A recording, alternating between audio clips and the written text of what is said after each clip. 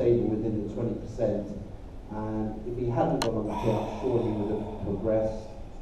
Another patient recently had a biphasic tumour has responded at cycle 4 when he was progressing at cycle 2, but within stable disease. So you can see a sort of initial increase and then a decrease. So of course, we hope this patient will do well. And John, after you left last night, and Peter and I talked some more, Peter will be interested in participating in the AD Atlas Pembro. Yes, he spoke with me this morning about that. Okay. So that if we can somehow manage the Himalayan hiker for a few more months, then maybe you can participate in that study. That may be very helpful. As long as you allow previous ADI treatment. Okay.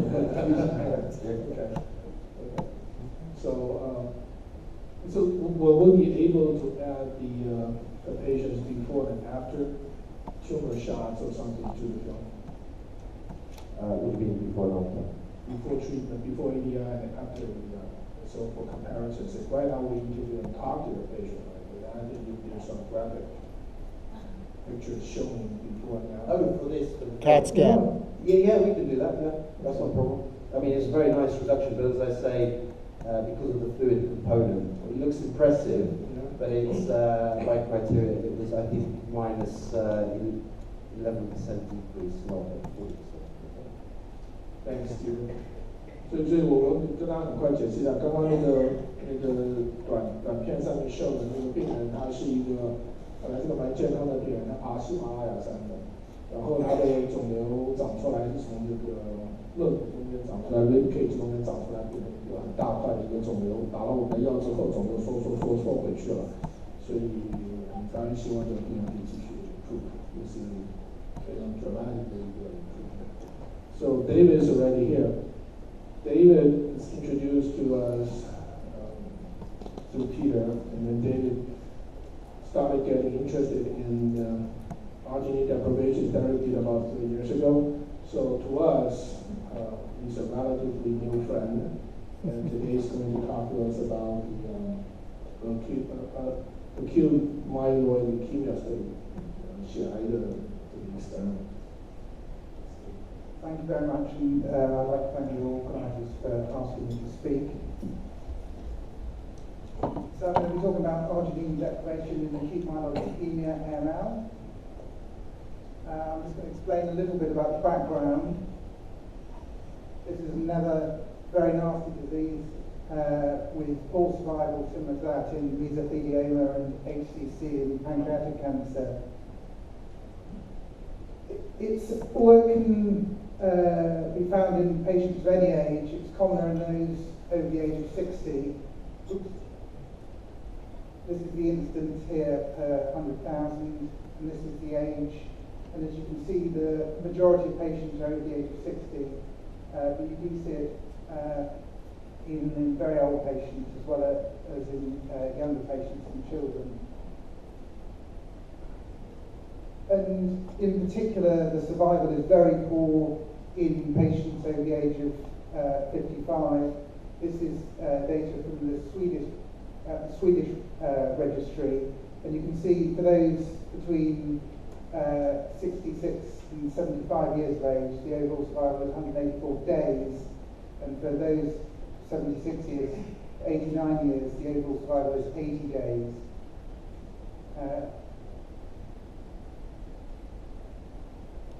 And the standard of care is low-dose cytarabine for the older, less fit patient. And this is based on UK data from the National AML 14 study, which compared best supportive care with hydroxycarbamide oral chemotherapy. And you can see the survival here versus low-dose cytarabine, and there's a significant improvement. You can still see that the longer-term outcome is dreadful in this disease.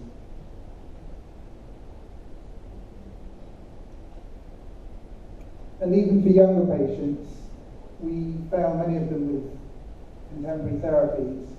This is data from Ellie Papamanuel's recent New England Journal paper, where they looked at 1,500 patients with acute myeloid leukemia, and they looked at the genotype and the karyotype. And for instance, these patients with TP53 mutation and the complex karyotype do extremely badly with intensive chemotherapy and bone marrow transplant. And again, another group doing very badly, those with ASXL1 mutation and SRSF2 mutation. Again, current treatments are failing for this younger group of patients. So I'd just like to now present something on the background of arginine deprivation in this disease. And this is from our blood paper from last year. So the top here shows the cycle through which arginine is synthesized by two enzymes, ASS1 from citrulline to argininosuccinate, and then from a second enzyme, ASXL, from argininosuccinate to arginine. And we look to see the expression of this enzyme in AML samples from the bone marrow to fine. And this is the immunohistochemistry. Brown is the expression of ASS1. This is a positive control from the liver, healthy liver. This is from normal bone marrow, and this is from two patients with acute myeloid leukemia. You can see there's no expression of ASS1. There's a parallel disease, it's not the same as AML, called APL, and you can see clearly the positive expression here. This is the disease of interest, not this one. I'm just using this as to show another positive control. And again, when you look at Western blotting, you can see this is APL as our positive control, and the AML do not express ASS1. There's very little expression of ASL. And this is using another technique using quantitative PCR, and again, the positive control expresses high levels of ASS1, whereas AML expresses low levels, as does normal hemolytic tissue in the form of GMO-like clotted blood, which is just the source of normal hemolytic cells. So we can see that most patients with acute myeloid leukemia don't express this critical enzyme involved in arginine synthesis. So those cells, they will have to rely on importing arginine from the plasma and into the cell to survive. We then cultured primary AML cells on a supportive stromal cell layer, and we looked at the effect of arginine deprivation. So these samples were cultured either with or without ADI-PEG20. And we looked at 38 samples, and half of them showed apoptosis induction in vitro. This is the sample without the arginine depletion, without the ADI, and this is the sample showing increased apoptosis with ADI. Now, half the samples were resistant, and also what was resistant was normal control in the form of GMO-like peripheral blood, which is a source of normal stem cells. We also sorted out normal hematopoietic stem cells, and again, these were unaffected by ADI. And we saw responses not just in the good risk samples, but also the poor risk samples, so the tougher end of the spectrum of AML.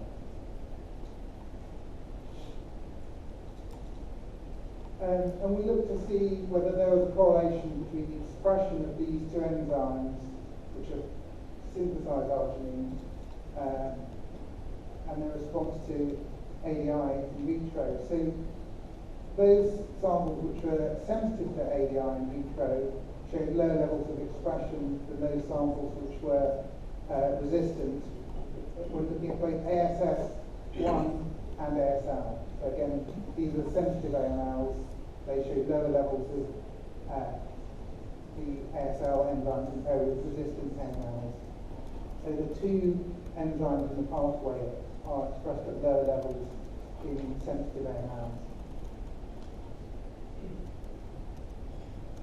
And we also looked to see how hungry these cells were for arginine.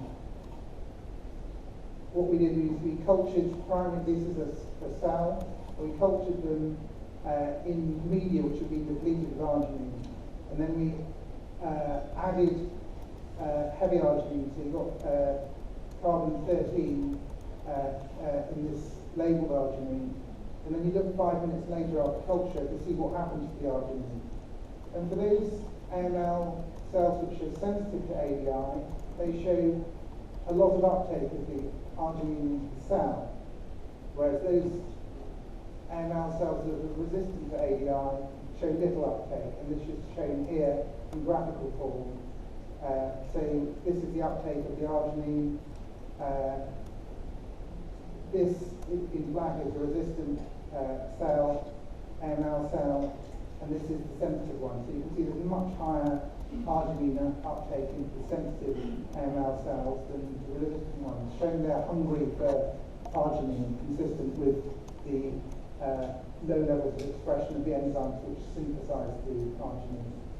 And this is mediated by a transporter called CAT1, which is shown in here in blue. If you use an inhibitor for this CAT1, you block the uptake of arginine. So you can see this is the sensitive AML cells, and this is without the CAT1 inhibitor, and this is with the CAT1 inhibitor.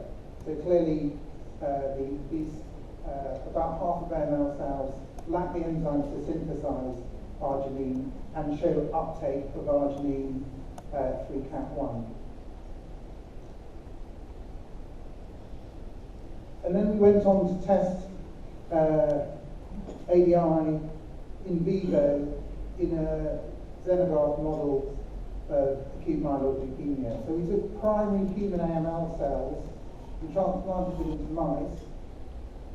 We allowed 10 weeks for the graft to take, so the graft is